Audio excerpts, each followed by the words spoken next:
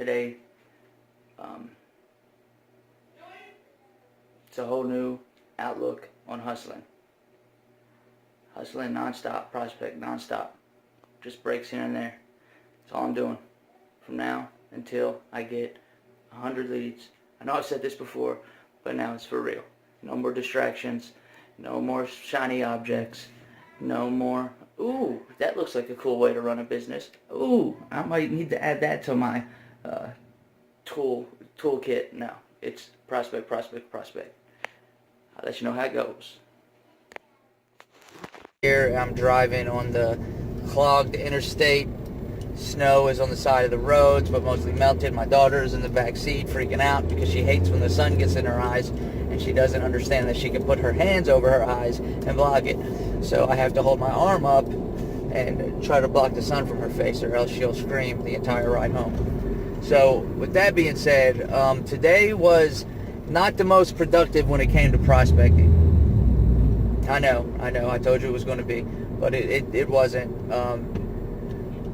I did cold call all day. Put hours into cold calling. I just did not really get through to anybody.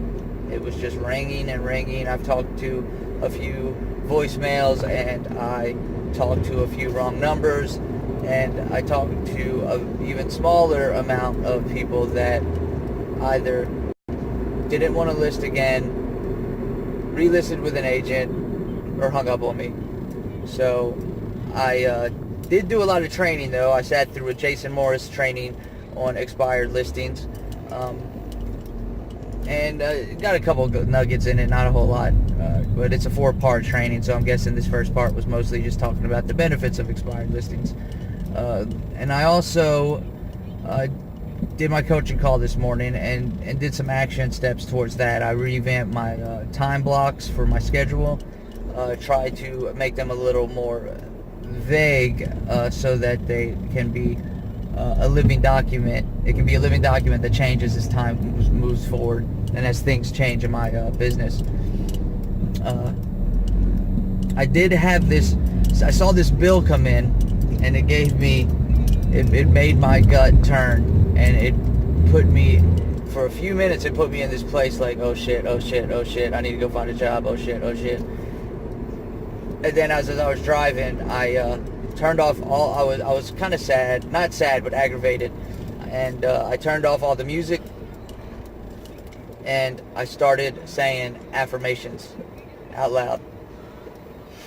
And this right here, for those of you that feel that you feel dumb doing affirmations, which I completely understand. I felt stupid doing affirmations when I first started as a real estate agent. Friday, 5:30 in the morning. What's the hardest day for you to get up and get started? Mine's always been Friday. I say Wednesday and Friday, hump day, and the last day. Even though Friday's not the last day anymore, because I work right through the weekend, but I enjoy it for the most part, so it's not really work. But anyway, I got up every day this week and worked out. Got up between 4 a.m. and 4:30 a.m. and worked out. I even went to bed the earliest in a long time last night. I fell asleep at, let's say, 8:45. Taking my daughter to bed, and she was scared, and so I laid down on a sleeping bag on the floor next to her. The sleeping bag we keep next to her bed because it's her. She's just upgraded from a crib to a regular bed, and she kind of somehow crawls out of it in the middle of the night and ends up on the floor. So I fell asleep on that, and then got up, and every time I tried to get up and leave, she started crying again. She'd wake up and cry, so I picked her up and put her in bed with me, and we both just went to sleep. So anyway, 8:45, 5:30. I don't think I'm going to work out this morning. Yeah, Friday, casual Friday. Not doing the tie today. Got me some training at the Knoxville Association of Realtors, sales training. And then if I make it home in time, I got some web training. But I'm probably going to skip that. And, I'm probably going to skip that and do some door knocking instead. And then go get my daughter and plan my door knocking for Saturday. I'll holler at you guys later.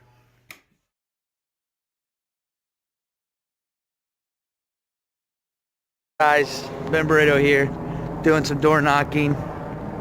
Started about an hour ago, I believe, maybe almost an hour ago, and I've hit 17 doors, something like that. It's Friday. It snowed the last few weeks, so or the last few days. So there's a lot of people home. They probably just went ahead and took the whole week off. I got 2 leads so far. Well, 1 good lead. The rest, some nice people that I'm going to send some thank you cards, and hopefully it'll turn into something.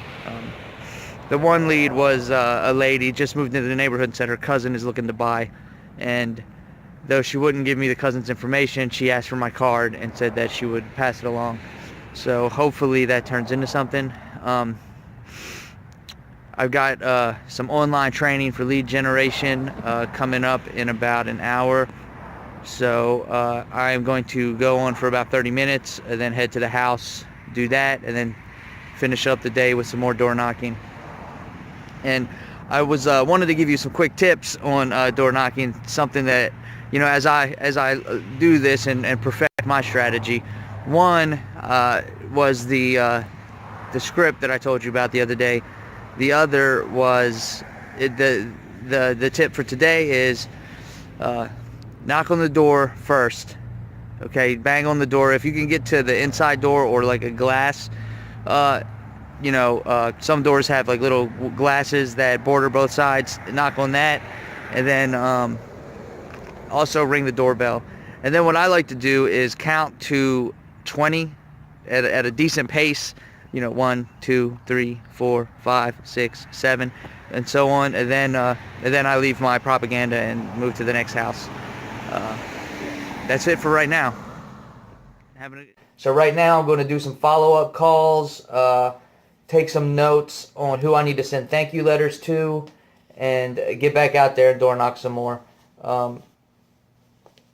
In the meantime, while I'm doing the thank you cards, I'm going to turn on Vortex or RedX and start doing some cold calls to expired listings. Brianna Mansfield, if you're watching this, thank you so much for that email.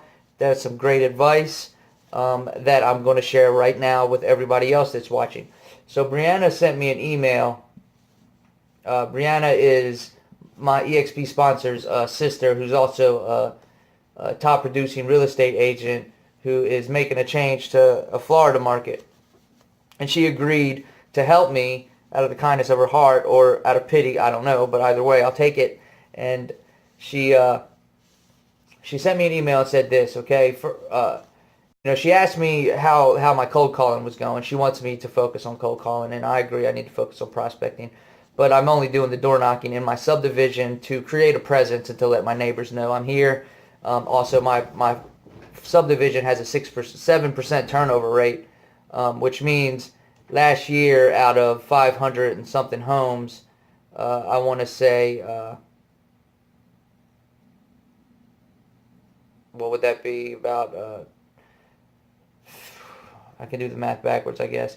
Either way, the way you do a turnover rate is you take the amount of homes in an area, in a farm, you take the amount of sales for whatever period of time you're trying to figure out. I did it for the year, and divide the sales by the number of homes, and you get a turnover rate. And I guess you want a turnover rate of 6% or more. And so what that's saying is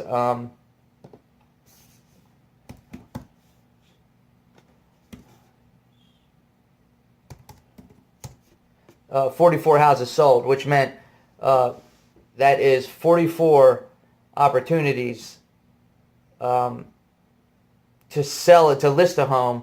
And really it's 80 opportunities, it's 80 transaction opportunities, because out of those 40 sales you could potentially get a buyer each and have realistically in my farm, if I was able to catch all of the sales just in my subdivision, if I was able to catch all of those, I could run my business solely off of my subdivision.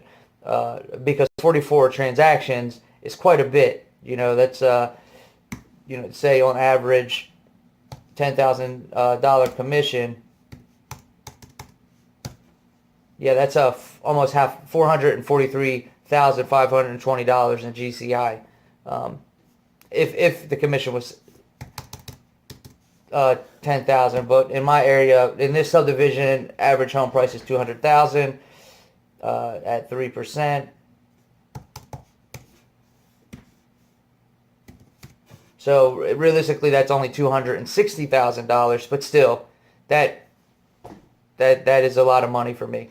So yeah, I'm trying to get a foothold in my subdivision. So anyway, with that being said, Brianna's awesome advice for cold calling. Okay, so I'm just going to read it to you. What's up? So I got this interesting email. It was weird because there was a photo attached, and I opened it up, and it said, basically, I'm paraphrasing, but I was not expecting visitors this early, and your knock at the door really set my dog off. There is a sign, no solicitation, at the front of the neighborhood, as well as one on my front door. And as soon as I read that, I knew that I was getting this email from someone whose door I knocked on this morning. I remember the door, and I remember the sign that said no solicitation next to the front door. And I contemplated knocking, and maybe I shouldn't have, but that are either being coached, or pursuing coaching, or maybe just reading up on motivational pieces, starting a business, whatever the case may be, you've probably run into the suggestion of adopting the habit of writing or saying affirmations every morning. Now, I do practice affirmations, okay? When I first got into real estate, as licensed anyway, I came across affirmations and keeping a journal. Short story, when I was in high school, I kept a journal for a couple of years, and I loved it. I remember, looking forward to writing in this journal every day. I did it every day, usually after school, either right after school or before bed at night, or a couple times a day, both times. And I stopped doing it because I found out my mom was reading my journal, and so I felt I couldn't, do it anymore. If it was being read, it wasn't my secret. It wasn't writing to myself. I was writing to an audience. So it killed the magic for me. But since learning about affirmations now in real estate and keeping a journal, I've started journaling, and part of my journaling process is I go over whatever happened the day before, and then I finish off with at least 5 affirmations and 5 things of gratitude. And at first I felt real silly, probably how like you feel with thinking about looking at yourself in the mirror saying affirmations and or writing affirmations. It is kind of a silly feeling, right? It's like, why am I pretending or writing things saying I am extraordinary and I overcome all obstacles. I make $200,000 a year. It seems weird at first. And to be honest, there are times where I still feel like, why am I still writing? I create $200,000 in everything. I make $200,000. Everything I do creates it. That's something I write every day. I make $200,000 and everything I do creates it. And it still sometimes feels weird. Eventually, what's supposed to happen is the RAS, reticular activating system in your mind, is going to start, kind of like when you've heard this I'm sure before, like when you buy a car. For example, the Jeep I'm driving right now, I bought this Jeep Commander with my wife. And we both thought, man, that is unique. I've never seen a Jeep Commander before. And I bought the Jeep Commander, and now I see the Jeep Commander everywhere. I see Jeep Commanders in parking lots. I can't go anywhere without running into someone with a Jeep Commander. So I'm not so unique. And so what's supposed to happen is the same thing with the affirmations. At some point, your brain adopts this as reality and begins to see opportunity in everything. Or instead of going to a dark place when you're disappointed, you go to this new place that's created by your affirmations. And so far, my experience in real estate is the affirmations work. I no longer have any doubts that I'm going to be successful. I don't worry anymore about it happening. Well, I do still have days where I worry about it happening sooner or later, but for the most part, I know it's going to happen. It's not a question about whether it's going to happen or not. It's about a question. The question is about when. Okay, and I am starting to more easily find solutions to the obstacles I come across, because my mind is beginning to work in such a way that it looks for solutions before I even realize there's a problem. So I'm just doing this quick video to affirm the strength of affirmations, okay? And yes, it seems silly.